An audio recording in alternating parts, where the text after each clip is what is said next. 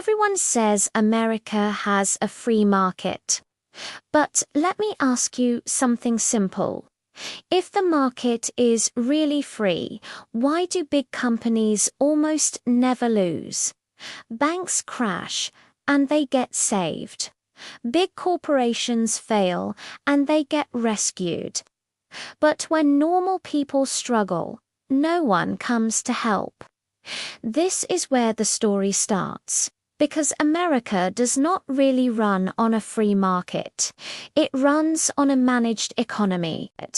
And once you understand this, money will finally start making sense to you. This is not a conspiracy. This is how the system is designed. From childhood, we are told one clear story. Work hard, be honest. Play by the rules, and the market will reward you. It sounds fair, it sounds motivating, but real life feels very different.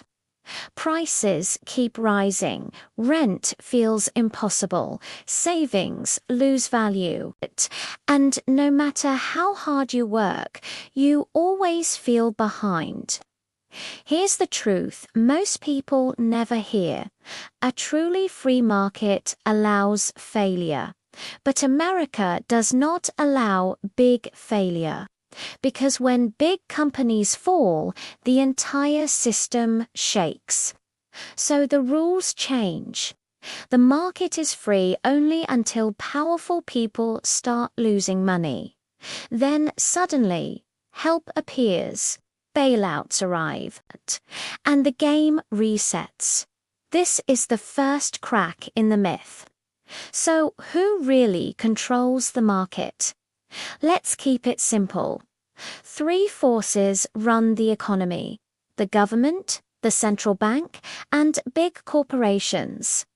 Take the Federal Reserve, for example. It controls interest rates. When rates go down, borrowing becomes cheap. Stocks go up, real estate explodes, and people who already own assets get richer. When rates go up, loans become expensive, businesses slow down, and regular people struggle to breathe.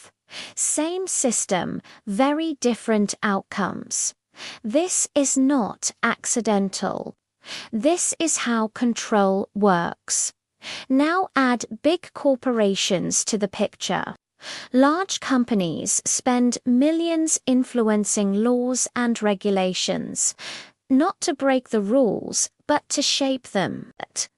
Small businesses must follow the rules. Big businesses can afford lawyers, delays, and loopholes. So, competition slowly dies. Not because the market failed, but because it was managed. This is why it feels harder every year to start small and grow big. The ladder still exists, but the bottom steps are missing. And who pays the real price? People who live on salaries, people who save instead of owning assets. Inflation quietly eats their money. Debt becomes normal. Financial stress becomes a lifestyle. Wages move slowly, but assets move fast. Stocks, housing, businesses, they grow, while paychecks struggle to keep up. Here's something schools never explain clearly. The system rewards ownership, not effort. Working hard is respected, but owning assets is rewarded. That is why many people feel stuck, no matter how disciplined they are. Ever notice how school teaches you how to get a job, but not how money actually works? That is not a mistake.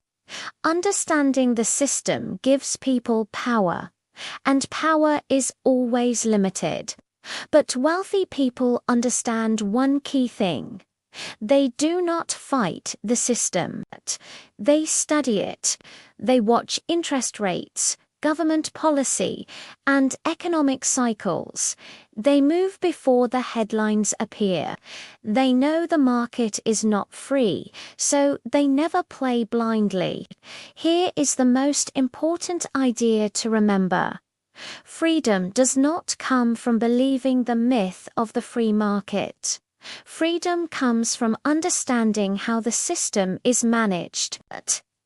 Once you see the rules clearly, you stop reacting and you start positioning yourself. Because in a managed economy, awareness is not optional. Awareness is wealth, and that is the difference between those who struggle forever and those who quietly build financial freedom. If this idea opened your eyes, hit that like button and subscribe for more truths about how money really works. Thanks for watching.